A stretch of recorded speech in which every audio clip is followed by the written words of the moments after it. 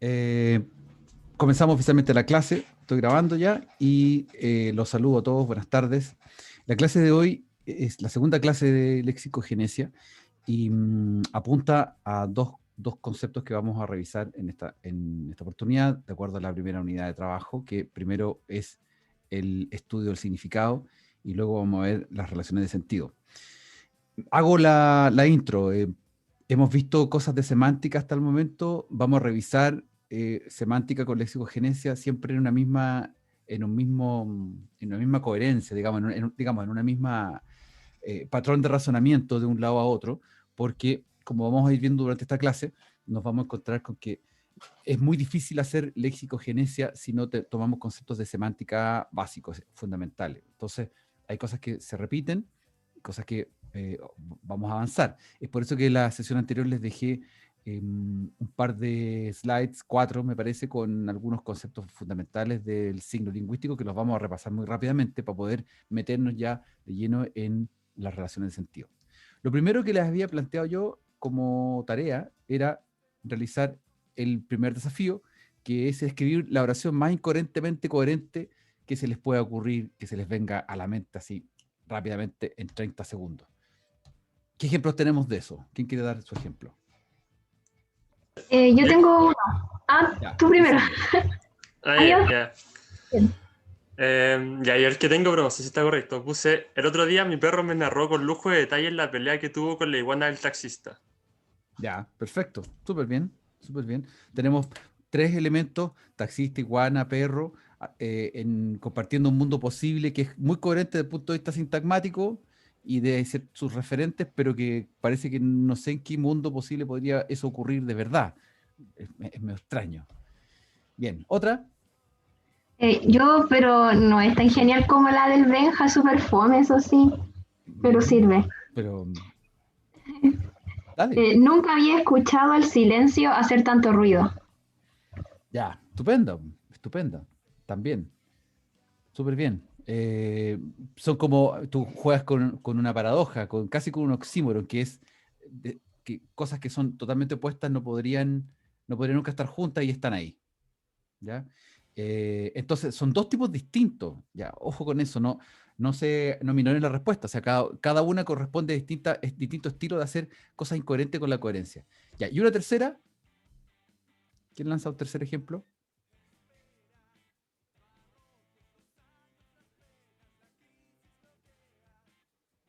Un tercer ejemplo, Antonia Pérez. Antonia, ¿tienes alguna? No, profe, no tengo de eso, ¿me perdona? No tengo, no hay perdón ni olvido. No, no Carolina, puede ser. Carolina Moya, Se me ocurre una, pero no sé si está bien.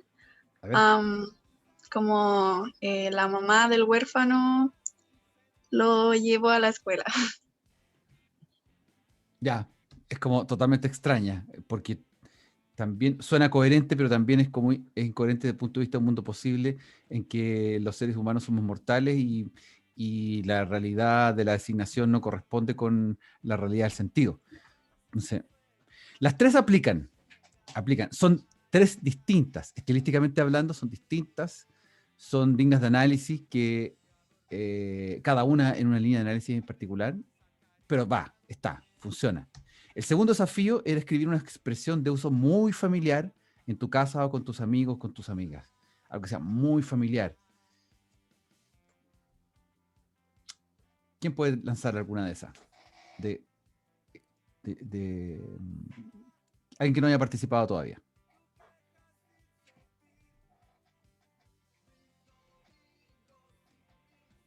Catalina, Maulén.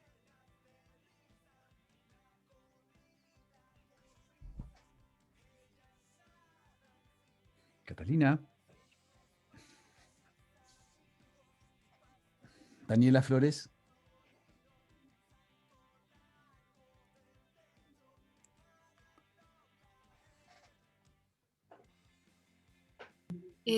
Profe, yo creo que tengo una, pero no es una frase, no sé, es como algo que decimos cuando estamos sentados en la mesa, A ver. que decimos pásame el Giuseppe, y hacemos referencia al Giuseppe con el salero, porque es un salero que es como un chefcito. No sé si lo han visto, es súper común en realidad. Pero eso, en vez de decir pásame el salero, decimos pásame el Giuseppe. Ya. Muestra una foto del salero ese. Ya, Mucho que no lo tengo aquí, pero Ya. en algún momento lo haré. ya, perfecto. En algún momento muéstralo. Bien, es raro eso, pero funciona. ¿Qué otra cosa más? Yo también tengo hartas. Ya. Cuando alguien en mi casa hace algo así como atorrante, como súper ordinario, le decimos full salado eres, papá, mamá, no sé, depende de si es mi hermano, si es mi hermana o mi mamá. Dice, full salado eres, papá. Y Full eso es salado eres. como, sí, Ya, ya. full salado eres. Que ¿Y eso de dónde salió? allá voy. No sé si he escuchado que existe un comediante venezolano que se llama el Conde del Huécharo. Bueno, existe un comediante venezolano que se llama el Conde del Huécharo. Y en uno de sus sketches le decía algo así como burda salado. Y a nosotros se nos quedó de una vez que estábamos yendo de viaje, y entonces ahora cada vez que alguien hace algo así como muy, muy ordinario, muy atorrante, es como, ay, full salado eres, papá, por Dios. Te pasas. Qué raro eso. Sí. Es raro. Claro, no, como no, por lo menos yo no lo conozco y, o sea, da lo mismo. Si yo no lo conozco o ustedes pueden no conocerlo, es igual, es algo súper familiar, es como un Sí. código interno, como que si, no sé, están tus amigos en tu casa comiendo y alguien dice, de tu familiar dice eso, que hay entonces, como, ¿qué? ¿Cómo? Sí, sí ha pasado. Pasaría eso, Es que ¿cierto? igual, o sea, yo quería decir algo, que acá en Chile usamos igual salado, pero en sentido de como de mala suerte, así como... Sí, nosotros también, Sí. pero a veces una persona salada, es que nosotros usamos salado en los dos sentidos. Salado puede ser así como con mucha mala cueva, así mucha, mucha mala cueva, o puede ser salado de que ¡ay, qué atorrante te pasaste! Ya, ya, Claro. ya. Y con mis amigos chilenos, por ejemplo, también usamos así como, uy, tabul de cuático. Bulda es como mucho. Burda, Bulda ya, o burda, no sé, ya, depende de si es burda, uno es claro. malandro o no es malandro. Y decimos así como, uy, bulda de cuático, bulda de brígido. Porque a ellos se les pegó bulda de mí y a mí se me pegó cuático y brígido de ellos. Cuático, dije, claro. Se lo sabe con mis amigos del liceo. Ya. Claro, o sea, tú acabas de apuntar a un aspecto bien interesante que está dentro de, Nos del contaminamos el uno al otro el registro, léxico. claro, o sea, registros muy idiosincráticos, muy de cierto segmento particular, con varias coordenadas posibles para decir cosas, para elaborar un vocabulario de alusiones, y más encima se cruza con otro, de otro segmento, de otra comunidad, dialectológica casi. Dialectológicas son las comunidades que están rodeadas por ciertas condiciones, ciertos conjuntos de características similares. Por ejemplo, sonar de una manera en particular, acentuar de una manera en particular, ocupar ciertas palabras de una manera en particular, cierto orden, eso hace que hablamos de una isoglosa, por ejemplo, isoglosa que podría ser la rioplatense, que esa es muy identificatoria.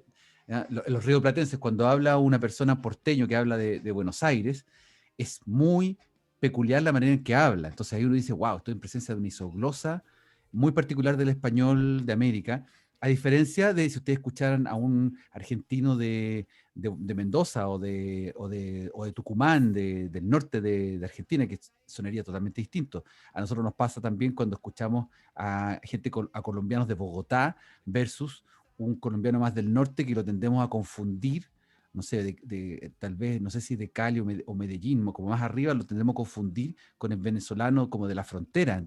Y a nosotros, los chilenos, nos pasó mucho en la primera oleada de extranjeros que empezaron a llegar, no sabíamos si eran colombianos o venezolanos, y eso tú lo encuestas y te lo van a decir todo el mundo, que pasó eso al principio. Eso es algo que vamos a conversar y vamos a examinar unas clases más adelante, porque es muy, muy interesante para efectos de armar diccionario y armar registro. Daniela Flores pregunta, ¿voy al tiro sirve? Voy al tiro, claro, podría ser, es de uso familiar, pero la diferencia es que voy al tiro ya se masificó. En algún momento en su origen debe haber sido algo muy familiar, relacionado con ir a la velocidad de un disparo. Voy al tiro. O sea, es tan rápido que me desplazo de un lugar a otro como si alguien dispara y sale la bala y ya llegué al otro lado igual que la bala. Ese voy al tiro surge de ahí. Y debe haber sido algo muy familiar en algún momento. Es probable que haya surgido, yo no lo sé, había que estudiarlo. Puede que haya surgido en el campo, en la casa de aves, no sé si es militar, no creo, yo creo que es más bien más bien de campo. Y está. Bueno, a lo que voy con esto entonces, ya nos encontramos con expresiones que son muy familiares. ¿Alguien tiene alguna otra expresión familiar que quisiera comentar? Como para cerrar los ejemplos. Yo tengo una A ver. que es la palabra changueteado, Ya. que sirve para muchas cosas, como solo para decir que no salió muy bien. Entonces puedo decir, bailé súper changueteado, bailé súper mal, aliñé, no, la ensalada me quedó changueteada, me quedó mala, me quedó desabrida, muy ácida, sirve para todo eso, Ya. ¿Alguien había escuchado eso en alguna oportunidad? para todas ¿De las los oraciones que presentes? se le ocurren, changueteado. No. No, nunca. ¿Dónde surge? ¿En qué momento surge? ¿Cuándo tú la empiezas a ocupar por primera vez? ¿Tienes recuerdos de eso?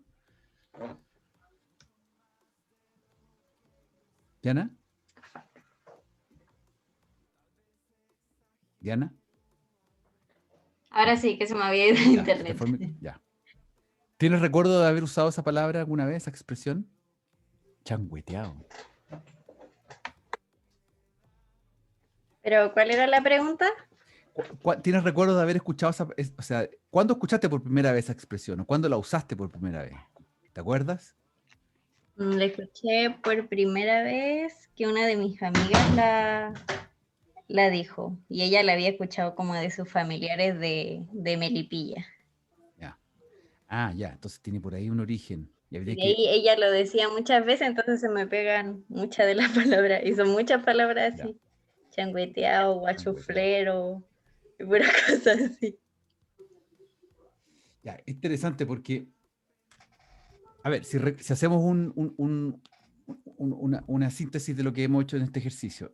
En la primera parte nos encontramos con expresiones que eran lingüísticamente correctas y coherentes, ocupando palabras de español estandarizado, que podría cualquier hablante de español del mundo entenderlas,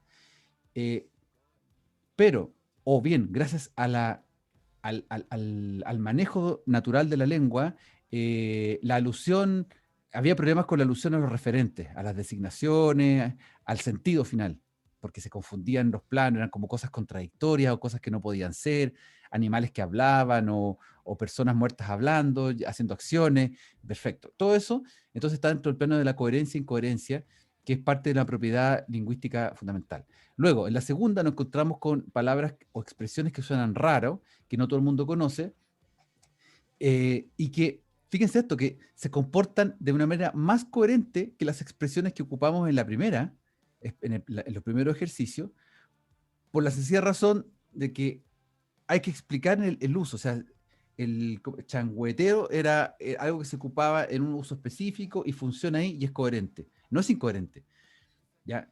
Pero para entenderlo necesitamos una explicación. Y las otras no necesitábamos, las número uno no necesitábamos explicación, pero cachábamos inmediatamente que era incoherente. Entonces, a lo que voy con esto, es que nos encontramos con dos grandes áreas que son de trabajo de la lexicogenesia y sobre todo de la lexicografía. Y son dos caminos distintos que uno podría quedarse trabajando, estudiando toda la vida, de hecho. Tal así, aquí se los resumo, se los planteo, que ambas, una tiene que ver con la productividad lingüística, con la capacidad creativa y productiva que tenemos los seres humanos a todo nivel y en toda lengua, y que nos permite crear cosas al infinito. Y la segunda, que tiene que ver con la idiosincrasia, que hace que ciertas formas de habla sean específicas y sean propias de un nicho en particular, un segmento.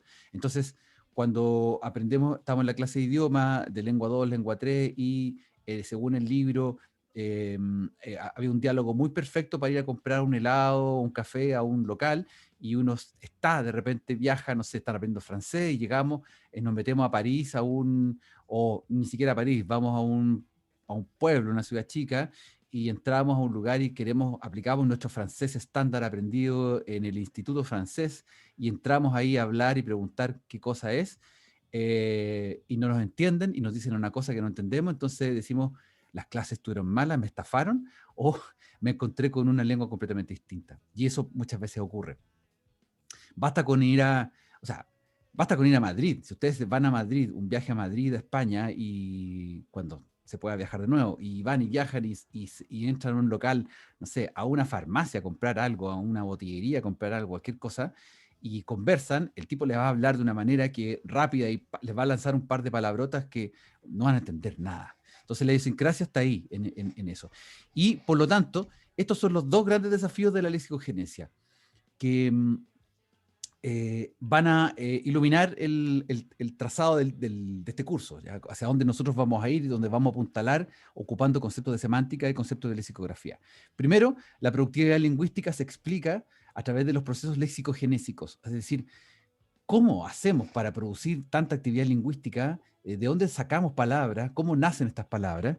¿Ya? Y por ende también, cuando yo les preguntaba, Diana te preguntaba cuándo habías escuchado esa palabra, o María cuando dice que es una palabra que se ocupaba, la ocupaba su familia, y cuando llega acá se encuentra con otras palabras y empiezan a intercambiar con la comunidad de hablantes de acá, y nos encontramos con que la pregunta que uno se hace, ¿qué significa eso? ¿Cuándo se ocupa? ¿Por qué se ocupa? ¿Ya? ¿De dónde surgió? ¿Cuál es la motivación? ¿De dónde viene esto? ¿La puedo ocupar de manera formal o informal? Puede ser estrictamente una palabra que no sea, es tan propia de una comunidad, de un grupo chiquitito de personas, que no vale la pena definirlo, no vale la pena que entre un diccionario, por ejemplo. Entonces, ese tipo de decisiones son las que se hace la lexicogenesia, para poder incorporarlos en glosarios o en diccionarios. Y lo otro es la sistematización de la cotidianeidad, porque cuando un lingüista estudia la semántica de una lengua, lo que hace necesariamente no es quedarse solamente con la unidad de significado, sino que es quedarse, recuerden el ejemplo que les mencionaba en la clase anterior sobre el auto de Fórmula 1, el chasis y el motor. O sea, yo tengo un motor, tengo la esencia de lo que es un móvil que se desplaza, pero no me sirve de nada conocer toda la esencia de eso si yo realmente no sé dónde se desplaza y hacia dónde y con quién interactúa ese móvil. Y eso es lo que hace la lexicogenesia, es decir, solo considera aquellas unidades de significado que tengan una cobertura, por decirlo de una forma, entre comillas, una cobertura significante, una cobertura de expresión que nos permita a los hablantes identificar precisamente esa unidad y poder usarla y poder domesticarla en el día a día. Eso, pregunta, comentario al respecto. Esto es súper importante porque les va a permitir todo lo que venga aquí adelante entender de por qué vamos a revisar lo que vamos a revisar luego, ¿ya? Hoy en la mañana y mañana en la mañana hay un par de charlas sobre terminología. ¿Los invitaron? ¿Les llegó esa invitación por alguna parte? De dos investigadoras catalanas que hacen una investigación sobre terminología. Hoy día fue la primera charla y mañana en la mañana es creo de 10 a 1. Claro, 10 a 1 nosotros tenemos clase en algún momento, pero si después de clase pueden meterse a la charla, sería estupendo, porque lo que están haciendo estas investigadoras es mostrar cómo, cuál es el lugar de la terminología, de la herramienta terminológica como un instrumento para poder precisar, por ejemplo, ciertos listados de palabras, especialmente en relación con lenguas que son minoritarias. Entonces ellos lo hacen creo que explican cómo lo hicieron con el catalán versus el español. Y eso puede aplicarse también a nuestras minorías lingüísticas, por ejemplo, aymara, mapuche. O sea, es un momento de pensar y darle una vuelta a eso que es bien interesante. Yo espero que esas charlas queden grabadas porque yo no he podido, no las voy a poder ver, ni la segunda mañana no la voy a poder ver, hoy día tampoco pude. Entonces quiero después echar una mirada y poder editarlas y a ver si podemos ocuparla para nuestro curso. Bien, adelante. Acá tenemos entonces, yo les dejé esta idea, espero que lo hayan revisado. ¿Pueden revisarlo? Contéstenme rápidamente un pulling así. ¿Pueden revisarlo? ¿Sí? ¿No? Estos conceptos del siglo lingüístico. ¿No lo revisaron? Ya, revísenlo cuando puedan. Yo acá lo estoy mostrando a modo de Profe, ¿eso está en recordación. Moodle? Claro, está todo en el Moodle. No Ah, a ya. propósito, no se han metido al Moodle, ¿cierto? Parece que no. Tienes que entrar al Moodle de la clase. Ahí yo Sí, estoy sí. dejando las presentaciones y los videos. Por favor, Profe, recuerden yo me eso. intenté meter ayer y no se puede. Me salía que no me podía matricular. No sé por qué. Yo te matriculé, estoy casi seguro. Miren, este es el listado. Están viendo mi pantalla, ¿cierto? Sí, ¿Sí? Ya, miren. Acá está la gente matriculada. Oh, se fue. Caducó.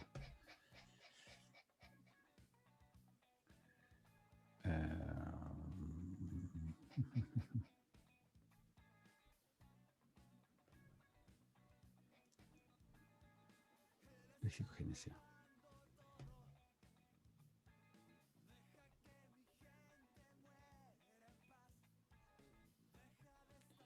Ya, miren, aquí voy a mirar.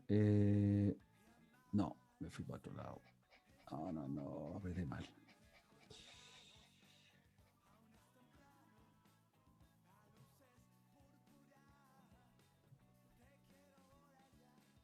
Un minuto. Usuarios.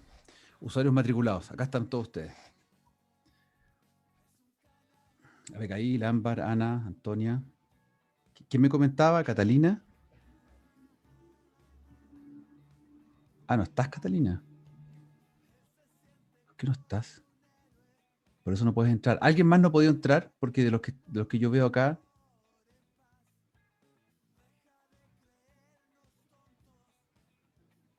Ya, voy a anotar Catalina para ver. Catalina. Gracias, profe. Ya. Vamos entonces acá. En el Moodle tienen que entrar, primero ver, o sea, tienen que todos poder entrar, ¿ya? Eso, si no pueden entrar, ustedes vieron, están matriculados, o sea, si no pueden entrar, quiere decir que hay otro problema que no depende del ejercicio que yo hice en matricularlos, ¿ya? Entonces, en el Moodle están todas las presentaciones, clase por clase ordenadas, con cada una de las indicaciones de lo que estamos viendo. Si alguien no se acuerda de lo que vimos en la clase 1, va a ver todo el descriptor de la clase 1, más la presentación, más el video de YouTube colgado ahí mismo, cosa que puedan estar ahí mismo trabajando. Y también estoy colgando ahí la bibliografía de estudio.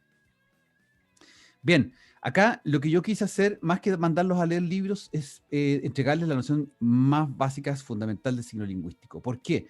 Porque Ferdinand de Saussure planteó que el signo lingüístico es eminentemente psicológico, está en la mente del hablante. Para bien o para mal, ha sido muy discutido eso, pero para bien o para mal a nosotros nos sirve esto, porque representa una manera de visualizar cómo el signo lingüístico se mueve en dos planos. Un plano netamente de significado, netamente de la imagen mental del contenido que nosotros tenemos en nuestra mente cuando hablamos, por ejemplo, del árbol, y la dimensión física de ese mismo componente árbol, que tiene que ver con la imagen acústica que nosotros tenemos de árbol. El hecho de pronunciar árbol, a nosotros como hablantes de español, inmediatamente nos despierta y nos dice que esa imagen acústica de sonidos pronunciados por nuestra articulación hace referencia, en este plano de la expresión, una vinculación a otro significado que está en otra dimensión de nuestra mente, que es la dimensión psíquica. Pues bien, la dimensión psíquica es estudiada desde el punto de vista de la semántica. Por eso la semántica puede analizarse o estudiarse de una manera distinta a la lexicografía. Por eso ustedes tuvieron un curso de semántica y tienen ahora uno que tiene que ver con léxico. Porque la semántica, cuando ustedes estudiaron las metáforas de la vida diaria, cuando estudiamos la metonimia, la metáfora, cuando estudiamos qué pasa en nuestra mente, en la cognición de los hablantes cuando quieren significar algo, eso es puramente semántica y es digno de estudiarse incluso a un plano filosófico, cognitivo, filosófico, también de corte proposicional. ¿Qué es lo que es coherente semánticamente? Pero esa dimensión queda aislada si es que nosotros no estudiamos la dimensión del significante, es decir, cómo se materializa realmente en los hablantes. Y ahí es donde aparece la lexicología y para efectos nuestros la lexicogenesia. Porque la lexicología lo que va a estudiar es ese significado, pero desde el punto de vista de la validez del significante. Si no tenemos significante a la mano, o sea, si no tenemos una palabra, entre comillas, un morfema, un monema, un lexema, llamémosle en este momento cualquiera de esas maneras, si no tenemos eso, no tenemos estudio, no tenemos objeto de estudio. ¿Por qué? Porque no podemos entrar a la mente de los hablantes colombianos de español de Colombia o de Venezuela o los rioplatenses o los chilenos de Santiago de Chile. No podemos entrar a la mente de ellos y explorar como un gran hermano digital cibernético cuáles son las conexiones y el cableado semántico de los hablantes. Eso es imposible todavía. Pero sí lo que podemos hacer es un poco un poco terrible pensarlo así, pero vale para el ejemplo. Pero si nosotros podemos estudiarlo a partir de las manifestaciones propias de los hablantes, es decir, las palabras, entonces ahí tenemos lexicogenesia. Por eso el signo lingüístico es la base para poder entender dónde estamos. Y desde ese punto de vista hay dos significados primordiales que ustedes tienen que recordarlos, que es el denotativo y el connotativo. ¿Sí? ¿Se acuerdan de eso? Eso es súper sencillo. Lo denotativo, muy literal, ¿ya? El caso de playa, ribera arenosa del mar o de un río, versus el connotativo de playa, que puede ser, para la mayoría de nosotros, playa significa un espacio de vacaciones, o rico, o agradable, para bañarse, sol. Hay alusiones de significado muy placentera, pero puede ser que connotativamente, para algunas personas, la playa sea algo terrible. Por ejemplo, si un pariente se ahogó en la playa, es terrible, es trágico. Entonces, es difícil. Venga, está en la playa. Entonces, a partir de eso, tenemos varios significados connotativos. Y eso es importante que ustedes lo recuerden, que para que no nos confundamos. Cuando uno va a definir, por ejemplo, si le preguntamos a una persona, defina sopaipilla. Sopaipilla. ¿Cómo lo podríamos definir sopaipilla desde el punto de vista denotativo? ¿Qué es una sopaipilla? Diego Tejías. Diego Tejías también me suena, ¿o no? Hola, profe. Hola, Diego. ¿Tú eres alumno de este curso? Sí. ¿Sí? Ya. Diego, ¿cómo podrías definir sopaipilla de manera denotativa? Denotativa. ¿Me puede definir denotativa, no? Está volando. Objetivo, literal. Objetivamente, Objetivo, como... literal. Lo más literal Una- posible. Podría ser una masa de harina y a veces con zapallo, que generalmente, que siempre es freída ¿Ya? y se vende en la calle generalmente, eso. Ya. Fíjense el ámbito de significación, lo que él está haciendo, esto lo vamos a hacer varias veces más adelante. Todo lo que dijo en términos de definición es totalmente cuestionable. ¿Por qué razón? Porque puede ser que voy a inventar, puede ser que para una persona del norte, las sopaipillas del norte de Chile, no hay zapallo, entonces la sopaipilla no va a ser de zapallo. Entonces habría que decir que es una masa que se fríe con harina y podría no incluir el componente zapallo. Entonces ya la definición desde el punto de vista denotativo podría ir quedándonos un poquito colgando y discutible. Ya, pero no importa, eso lo vamos a ver después. Ahora, desde el punto de vista, entendiendo que la sopaipilla puede ser algo muy parecido a lo que definió Diego, desde el punto de vista connotativo, sopaipilla puede ser algo colectivamente compartido que puede significar una masa frita deliciosa que se vende en la calle y provoca calor en el invierno, cuando hace mucho frío en las mañanas. Y empieza a contar la historia. Y cuando iba a la universidad en las mañanas, tenía clase a las 8 de la mañana y el carrito a las 7:45 me compraban sopaipilla, el carrito estaba caliente y hacía un frío espantoso. ¿Quién no se acuerda de esas mañanas heladas cuando uno iba llegando a la universidad y hacía un frío, esos fríos de invierno, de junio, julio, que son, uno dice, Lausach, pero qué manera de hacer frío en Lausach. Oh, qué manera de hacer frío. ¿Ya? Bueno, esas son connotaciones. Luego nos encontramos ahora echamos de menos esos fríos. Yo echo de menos ese frío gélido de las 8 de la mañana de la Lausach. Oh, qué manera de echarlo de menos. Oh. Connotaciones individuales. Por ejemplo, la palabra perro puede tener una connotación individual muy desagradable si yo fui atacado por un animal. Ahora bien, dentro del plano de las connotaciones hay una connotación súper importante que tendemos a veces a definirla como algo muy general, y no lo es. ¿Qué es lo que pasa con los términos ecología e innovación? Díganme si no. Cuando uno habla de ecología, ¿qué le parece a uno lo que es la ecología? ¿A qué uno asocia ecología? Voy a preguntar así en desorden. Francesca, ¿qué te provoca ecología? Así una palabra, lo primero que se te ocurra. Se me ocurre medio ambiente. Medio ambiente. Ya, Ujú. medio ambiente. ¿Qué más? ¿Qué otra palabra se les puede ocurrir? Voy a ir por acá. Francisca Chamorro, ¿qué se te ocurre por ecología? Usted dijo eso y yo me imaginé el color verde. Color verde, ya. Aquí también está diciendo algo verde, dice Javiera Pizarro. ¿Quién más? Geraldine, ¿qué más se te ocurre con ecología? Carolina dice salvar el planeta. Reciclaje. Reciclaje. Todo lo que han dicho es positivo, ¿cierto? Está visto como positivo. Fíjense que el color verde no tiene en sí positividad, pero parece que tiene sensación de positivo cuando lo mezclamos con ecología.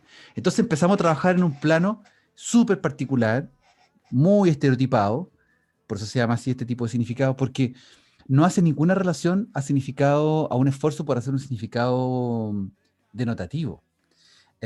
Y piensen qué pasa con verde mocos, dice. ¿Qué pasa con la industrialización o con los conceptos de tradición? Bueno, industrializado hoy día suena un poco como a sucio, como a cochino, como a desperdicio, como a producción en serie de botellas plásticas que son eliminadas en el mar. ¿Sí o no? Que parece un poco así, según las concepciones que tenemos hoy día de ese concepto. No, yo me imagino maquinaria y engranajes, no Maquinaria y así como, engranaje. sí, o Bueno. así como chimeneas de humo. Chimeneas de humo también, industrializado, claro. Es que industrializado tiene muchas connotaciones, hay mucho que uno se puede imaginar. De hecho, positivamente hablando, la industrialización tiene alta connotación positiva cuando se trata cuando está ocupado en un contexto en que, por ejemplo, una comunidad entera mejoró sus niveles de vida por un proceso de industrialización súper ordenado, en que bla, bla, bla, bla, bla. Pero basta con que asociemos industrialización con la producción exacerbada de envases plásticos o de otras cosas y ya lo consideramos como algo negativo. Gente esclavizada, dice Tomás Abigail, ¿cierto? Me imagino transportadora, dice Venga, claro. Y lo tradicional, fíjense también que lo tradicional, en Chile, lo tradicional hoy en día, ¿qué les pasa a ustedes con la palabra cuando dice tradicional? Si yo digo, oye, esta persona es súper tradicional, ¿qué se imagina usted que yo estoy queriendo decir con eso? Alguien ultraconservador. ¿Ya? Algo ultraconservador, ¿cierto? Y lo conservador tiende a tener un carácter algo negativo, un poco negativo, ¿cierto? La tradición, Benja dice, terremoto, empanada, poncho, fonda, anticuada. Yo había pensado en cueca, dice Javiera. Algo típico, dice Daniela. Daniela, solo me estás escribiendo a mí, mensaje directo, no está escribiéndole a todo el mundo.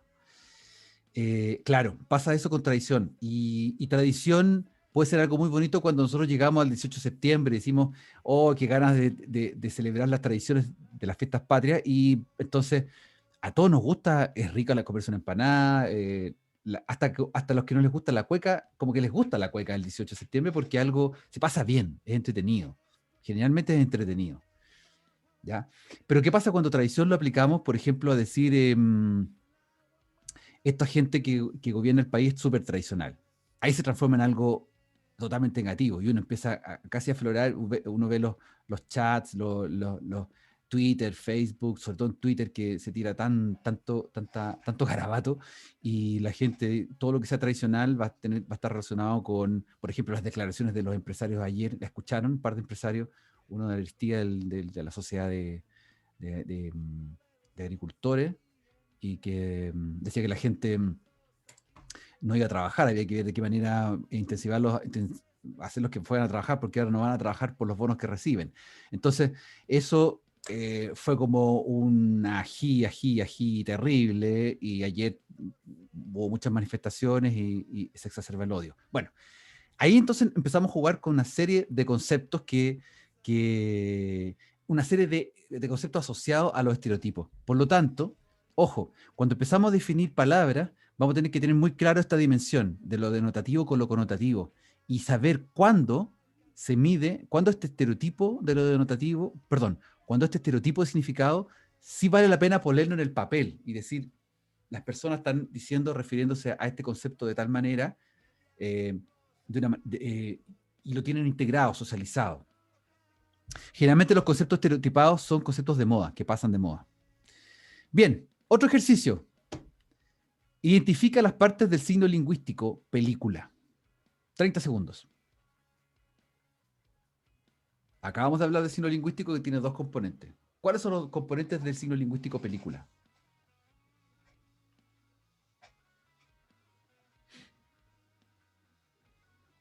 Anótenlos. Papel, para que no se les olvide.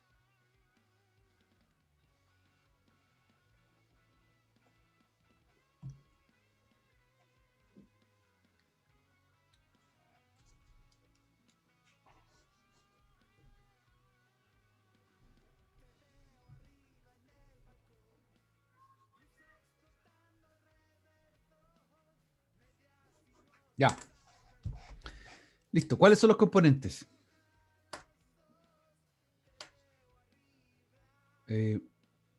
A ver, al azar. De abajo, Maca, Vallejos. ¿Pudiste ver?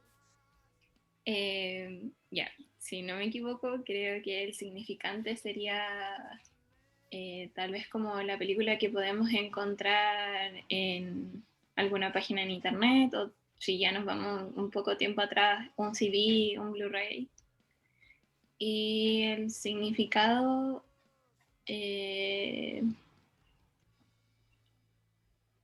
podría ser como la imagen en sí que viene en la película. No sé si me explico. Uh-huh. Ya, hiciste como una metáfora de lo que es el signo lingüístico de la película. Ya, mira, dejémoslo ahí. ¿Alguien tiene otra opinión que sea distinta a esta? Hiciste una exploración como semiótica del signo. Puede ser. Es más sencillo todavía. Hiciste como una doble lectura del signo. Algo más sencillo. Isadora, ¿tienes algo más sencillo, Isadora? ¿Cuáles serían los dos componentes del signo lingüístico? Bueno, en el significado estoy de acuerdo y en el significante sería como película, ¿no? Película, exacto. El significante es netamente película. P-E-L-I-K. Acuérdense la transcripción fonética. K-U-L-A. No se pone la C porque la C es gráfica. La K es el signo fonético. Es así de simple. Y entre corchetes, ¿se acuerdan? Entre slash. Película. Listo. ¿Cuál sería un significado entonces de película? ¿Cuál sería una acepción aceptable de película? Podrían haber varias acepciones. ¿Cuál podría ser una acepción de esta? Tú misma, Isadora. ¿Una acepción? Perdón. O sea, ¿qué sería como el póster de una película? ¿No? ¿Qué significa película? ¿Qué significa película? No sé cómo explicar una película. Yo tengo una idea. Benja. Un metraje proyectado sobre una tela. Ya. O en una televisión, donde sea. Perfecto. Esa es una acepción, un metraje proyectado sobre una tela. Hay muchas acepciones. Yo puse una acá. Puse cinta de material sensible a la luz sobre la cual se imprimen imágenes fotográficas o de cine. Traté de buscar una acepción como más literal, un poco más amplia. Pero bien podríamos decir película, esa cinta de cine que se proyecta en ciertos lugares cerrados, o etcétera. O sea, podríamos hablar de muchos tipos de lo que nosotros entendemos por película. De hecho, si le preguntáramos a directores de cine qué es lo que entienden por película, nos darían unas definiciones un poquitín enrevesadas y con harta cosa que a lo mejor no nos serviría mucho para poder hacer una definición corta. Pero si le preguntamos a la gente, salimos a la calle y encuestamos qué es lo que entienden por película, nos darían 3 o 4 definiciones que más o menos nos permitirían acercarnos a consolidar una definición que está en la mente de todos los hablantes. Bueno, eso es. Aquí tenemos aplicado entonces lo fundamental. Sobre esto nosotros vamos a trabajar, sobre el significante y significado, vamos a estar trabajando siempre para poder definir los conceptos. Entonces, el punto está, que vamos a ver ahora luego, es que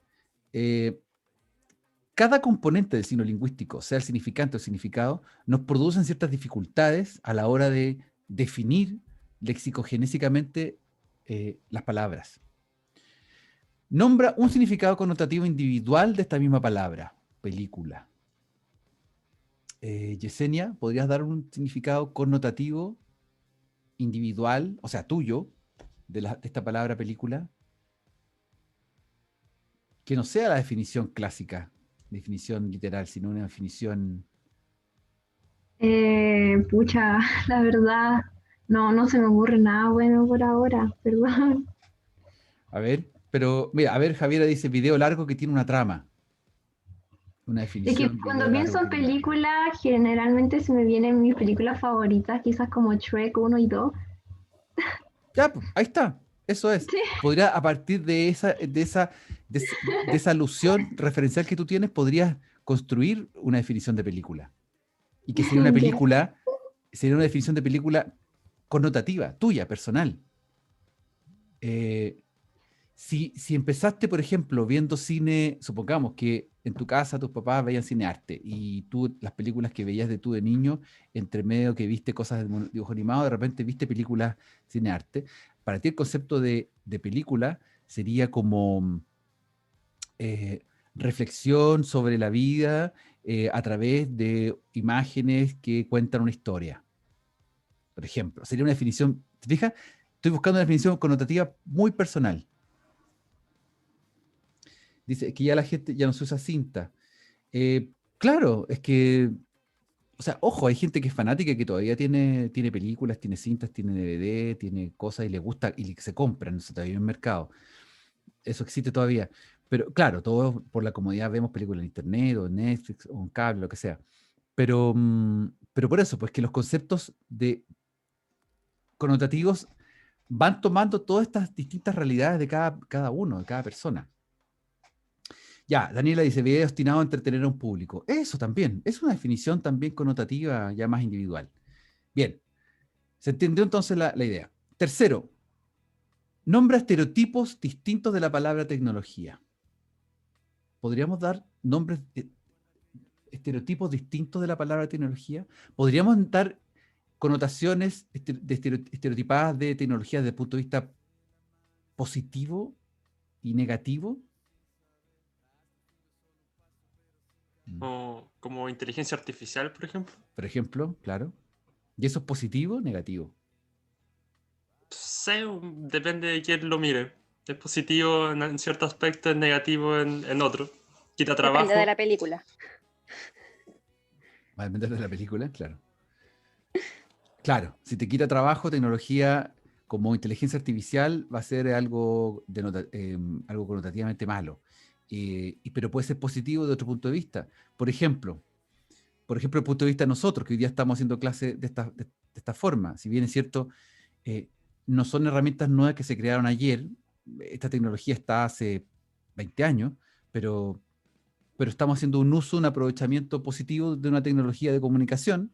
Entonces, en ese sentido, por ejemplo, Zoom, la palabra Zoom, la interfaz Zoom de comunicación, tiene una connotación positiva, tecnológicamente hablando. Entonces, bueno, ahí vamos jugando. Bien, se está yendo la clase, entonces voy a avanzar un poquito. La idea de explorar entonces estos dos elementos, significante y significado, nos permite ir hacia el fondo, el medio del asunto, que es cómo podemos estudiar el significado que nos permita ir hacia la lexicogenesia, hacia la génesis del léxico y poder describir esas palabras tal cual. Entonces hay varios autores que propusieron. Primero Saussure propuso el significante-significado para estudiar el significado y todas sus complejidades. Hjelmslev, el lingüista danés, también propuso algo bien interesante con respecto a que el signo lingüístico tiene forma y sustancia.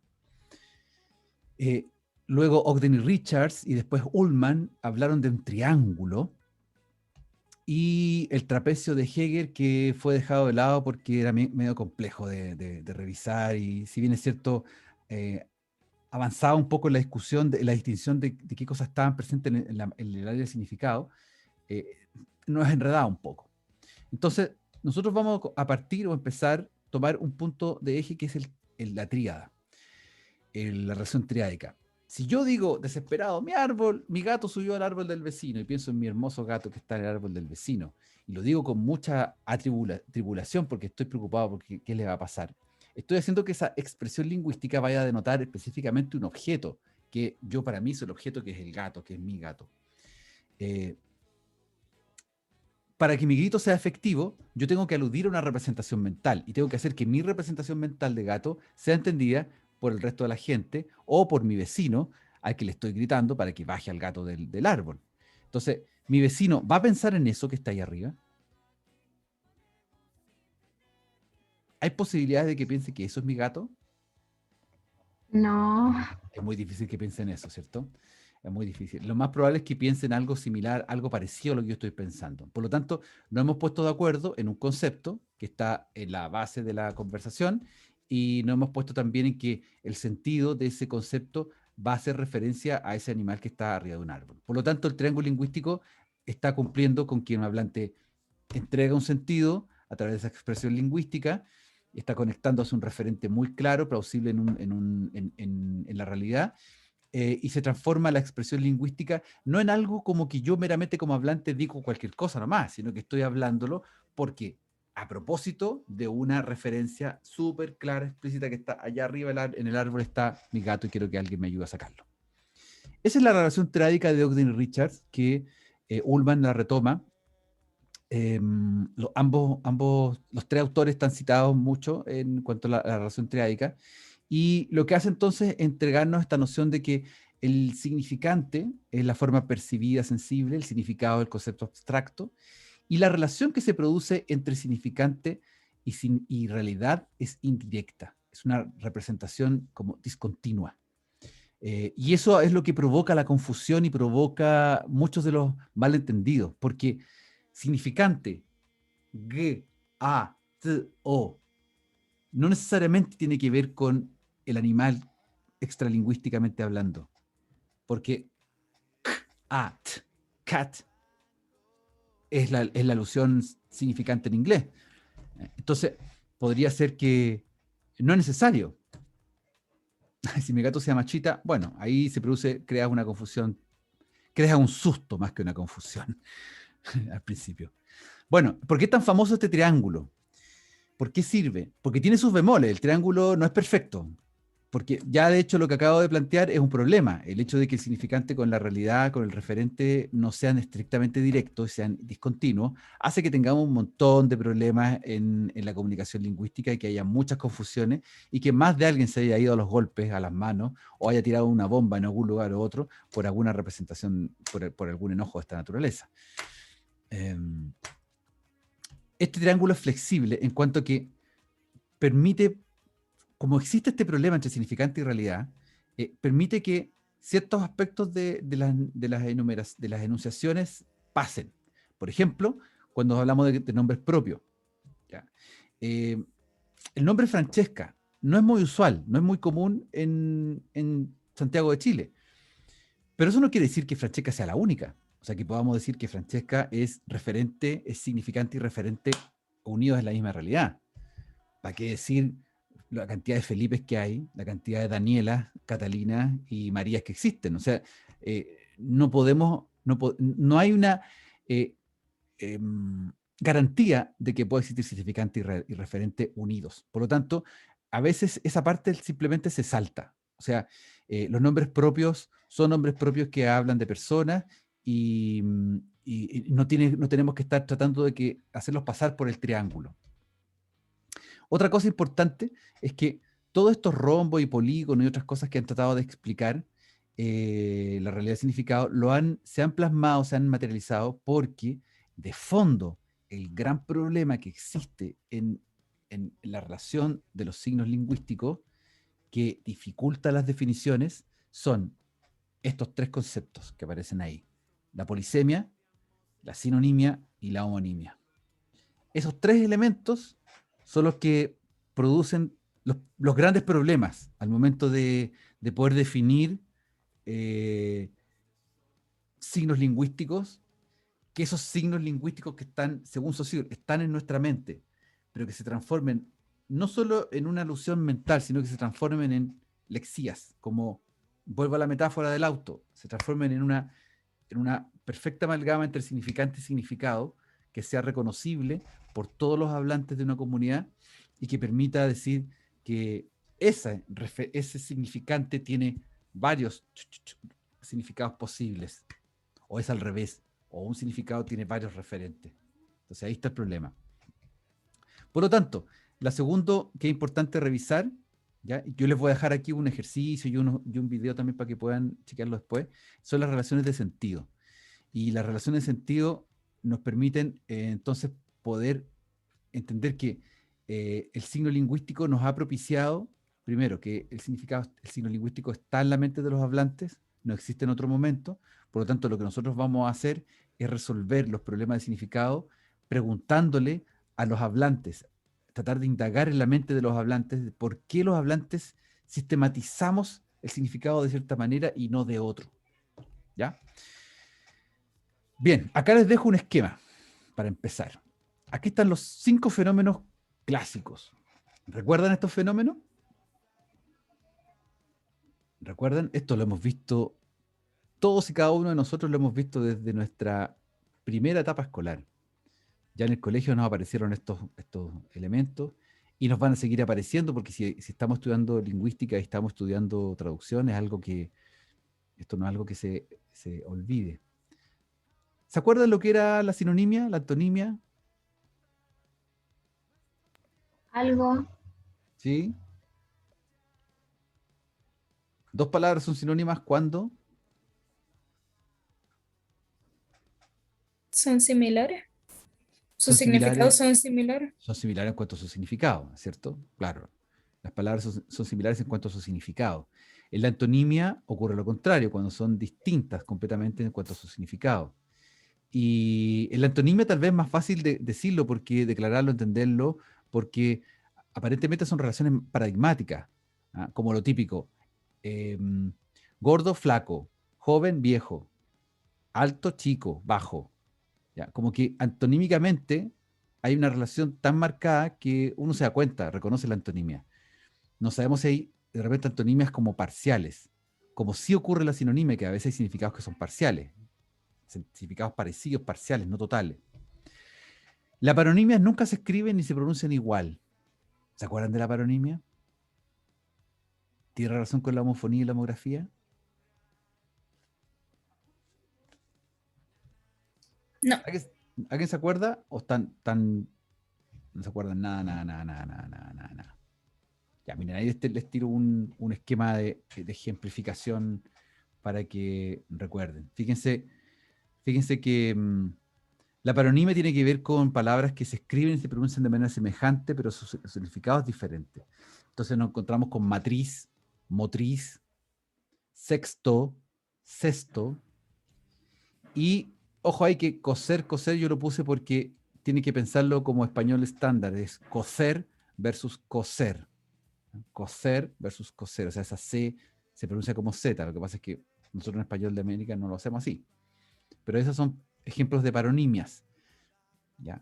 A diferencia de la homofonía y de la homografía, las homónimas.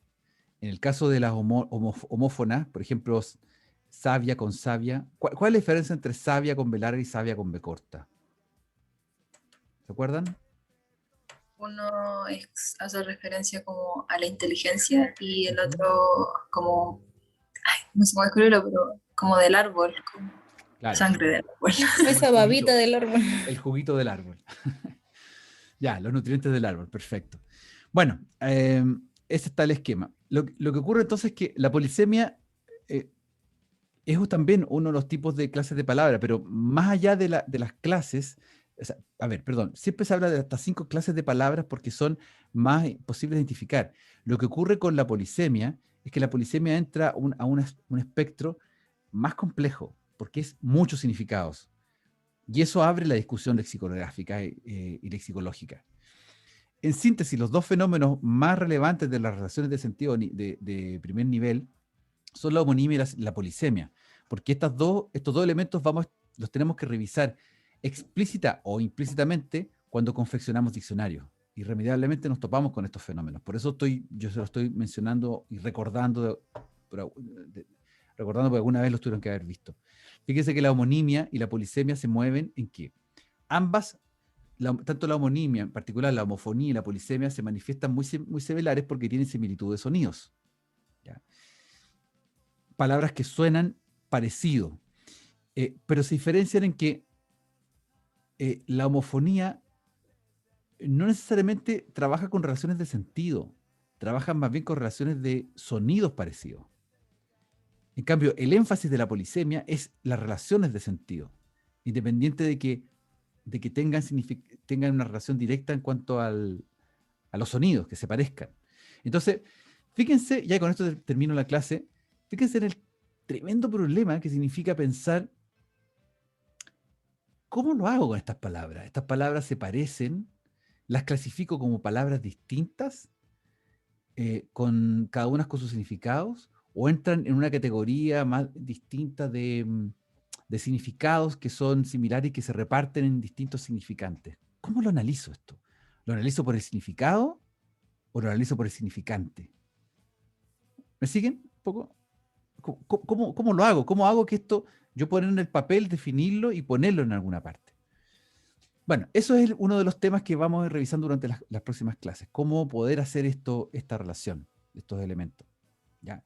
Les dejo acá en esta presentación, también colgada en la segunda clase del Moodle, algunas precisiones muy adecuadas, tingentes de lo que es la sinonimia, de lo que implica la sinonimia. Por favor, revísenlo, leanlo para la próxima clase. Les dejo unos links con ejemplos de sinonimia, antonimia y polisemia, para que vean de qué se trata cada uno de estos dos elementos, cada uno de estos 3 elementos. Y además les voy a dejar un ejercicio que está acá, esta última página, que es tomar el significado de forma de abertura expresado en distintas palabras: boquete, brecha, grieta, hendidura, raja, rendija, resquebrajadura, resquicio. Cada una de esas palabras pueden incorporarse en alguna de las 8 enunciados que aparecen ahí. Es un español estándar, ¿ya? Así que ojo con eso, porque nos plantea buscar la palabra apropiada. Hay una que solamente que podría repetirse, ¿ya? Por lo tanto, si hay una que se puede repetir, hay una que podría no estar presente. Les dejo también un link a una lectura muy breve sobre lo mismo que estamos conversando. Y les dejo también esto, que es un video bien entretenido de 10 minutos, sobre lo que hemos conversado en las 2 primeras clases, más algunas otras precisiones semánticas que me interesa que ahora las veamos para que la próxima clase lo podamos conversar, resolver. De todas maneras, voy a retomar en la próxima clase esto último, a modo de repaso para entrar en la tercera clase. Y si ustedes tienen alguna duda, pregunta sobre el video, por favor, me la hacen ver en la clase correspondiente. Este es el video para que lo conozcan. Hi, I'm Taylor, and welcome to Crash Course Linguistics. For example, several words can have fact and snom for I know explica a la person. In sinonimia, la contrast, antonimia muy Portuguese rápidamente, fazer is con used where ejemplos de English distintas has lenguas. both to do and to make. If you look up a word in a bilingual dictionary table, ¿Dejan? like a mirror, Entonces, me gustan estos videos cortitos porque están producidos con el objetivo de que nosotros tengamos harta información y con imágenes y que podamos introducirnos rápidamente a los temas y que también podamos hacer una reflexión de lo que está pasando en nuestro curso. ¿Ya? ¿Tienen alguna pregunta, comentario final?